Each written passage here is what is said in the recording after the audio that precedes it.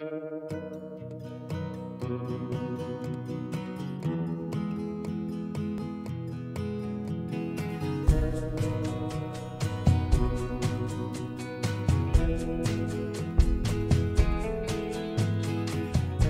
is my friend Sue, and I met Sue about 3 years ago, I would say, at the penny farthing races in Tasmania, and we've been friends since then. Sort of kept in touch with letters, and I sort of thought today I might come and ask Sue a bit about herself and to show us some cool things. So one of my first questions would be like, maybe you could tell us a bit about yourself, or you know, what you sort of like to do. Or oh, Canon, my favourite thing is embroidery at the moment, and we should have brought some stuff to show people, but I just love it. Yes, that's a tapestry I did quite some time ago. Oh, and this is what I'm doing at the moment. It's called a watercolour wash, and I'm going to do 12 panels, each with different flowers, and these are water lily dahlias, and so it's done on a background of little 2-inch squares that I've sewn together and then embroidered the appliques, so I get a lot of fun out of that, and it's great because I can carry it around with me and sew as I go. Don't need to get bored. They're pretty colours, aren't they? Yeah. And most of my career was primary teaching, but after I taught for just 1 year, I joined the in-service education team and used to travel around Victoria showing teachers how to teach art.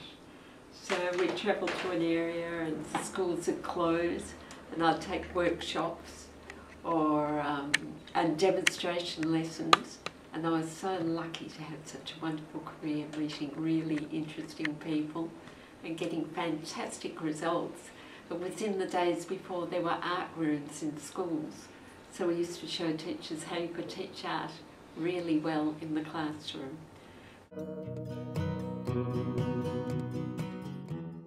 My career ended when I did get MS and I just wasn't walking anymore. Okay. And that's when I began in a wheelchair. So how long ago was that? Would have been about 1976, no, 1977, 78, I'd say, probably 78.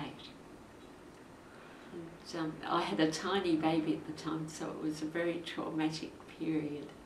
In fact, our little baby was in the children's hospital having an operation, and I was living in there, and one morning I just couldn't get out of bed.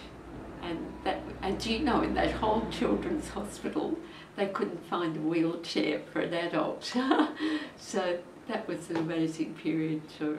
And when I first began using a wheelchair, for a few days I thought it was the worst time in my life, getting used to a new image, looking in the mirror and seeing somebody who was only half the height and getting around in a different way.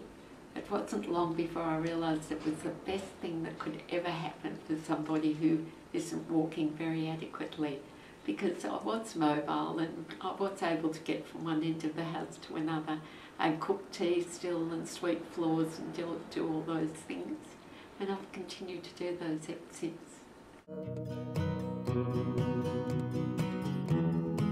The best thing, when we moved into this house, the entrance to the toilet was too narrow for a wheelchair to fit in. So we were able to get a new bathroom with a wider entrance and a shower with a seat, a shower seat. Now that's a fantastic thing. It was really great. Proper grab rails, they make life a lot easier. Otherwise I don't think there's a lot. It's really just the wheelchair that I need.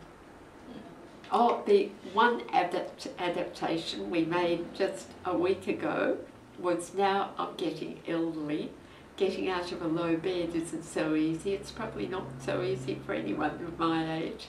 And so we put the bed up on wooden wedges so that it's just 1.5 inches high.